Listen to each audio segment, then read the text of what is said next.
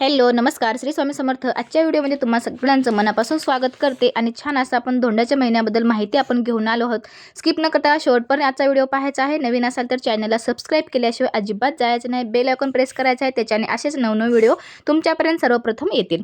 2026 मध्ये धोंड्याचा महिना म्हणजेच अधिक मास कधी आहे? हा महिना साधारणपणे जुलै ऑगस्ट महिन्यामध्ये येत असतो, पण या वर्षी कधी आहे ते आपण पाहूया। आणि या महिन्याचे महत्त्व काय आहे, या महिन्यात आपल्याला काय करायचं आहे, काय करायचं नाही, आणि हा एकच महिना असा का वाढतो की त्याच्याने 13 महिने बनतात, आपण याची पण या व्हिडिओमध्ये माहिती पाहणार आहोत। आता बघा, हिंदू संस्कृतीमध्ये वेगवेगळे सण येत असतात। वेगवेगळ्या सणामध्ये आपण वेगवेगळ्या देवताची पण आपण सेवा करत असतो। पण या महिन्यामध्ये कोणत्या देवतांची सेवा करायची आहे आणि या महिन्यामध्ये तर कोणते सण नसतात, काहीच नसतात, फक्त आपल्याला धार्मिक कार्यात जरा जास्तच वेळ द्यायचा असतो। अधिक मास त्याला आपण माल मास किंवा धोंड्याचा महिना किंवा पुरुषोत्तम महिना आपण असे वेगवेगळ्या संस्कृतीमध्ये वेगवेगळ्या नावाने आपण ओळखत असतो।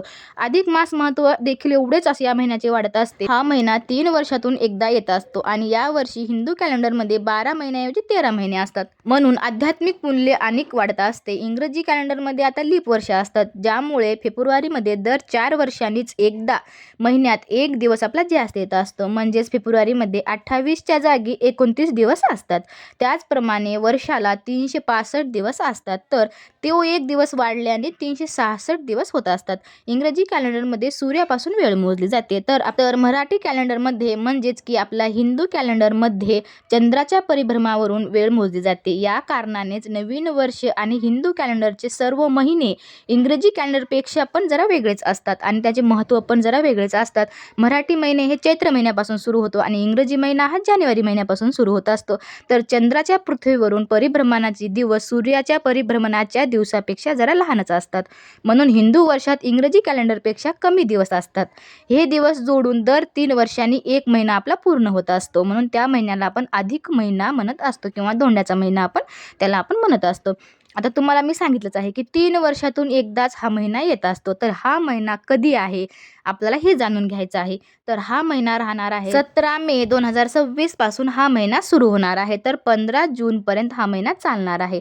या दिवशी ज्येष्ठ महिन्याची अमावस्या असेल, म्हणून 2026 मध्ये अधिक मास ज्येष्ठ महिन्याच्या शुक्ल पक्षाच्या प्रतिपदेपासून सुरू होणार आहे। तर हा महिना आध्यात्मिक कार्यासाठी खूप असा महत्त्वाचा असतो। या महिन्यामध्ये आपल्याला पूजा पाठ भजन कीर्तन व्रत वैकल्य जप तप दान धर्म आपल्याला करायचा असते। आता अधिक मासला आपण पुरुषोत्तम महिना पण म्हणत असतो, म्हणून हा महिन्याचा स्वामी स्वतः श्री हरी विष्णू आहेत, हे भगवान विष्णूंचे नाव। या महिन्यामध्ये आपल्याला श्री हरीची पूजा करायची असते, श्रीमद भागवताचं कथा आपल्याला ऐकायची असते किंवा म्हणायची असते, विष्णूंची होईल तेवढी आपल्याला सेवा या ठिकाणी आपल्याला करायची असते या महिन्यामध्ये।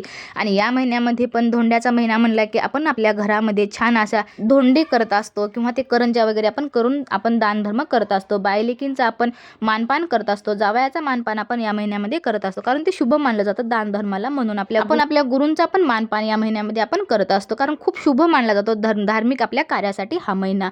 तर या महिन्यामध्ये आपल्याला कोणत्या अशा गोष्टी आपल्याला करायच्या नाहीत, तर या महिन्यामध्ये आपल्याला विवाह करायचा नसतो, गृहप्रवेश करायचा नसते, मुंडन आपल्याला करायचं नसते, नामकरण आपल्याला म्हणजे आपण बाळाचं नामकरण करत असतो ते करायचं नसते, यासारखे आपले कोणते जे शुभ कार्य जे असतात ते आपल्या घरामध्ये आपल्याला करायचे नसतात। तर आपला हा महिना 17 मे 2026 ला सुरू होणार आहे आणि 15 जून पर्यंत चालणार आहे।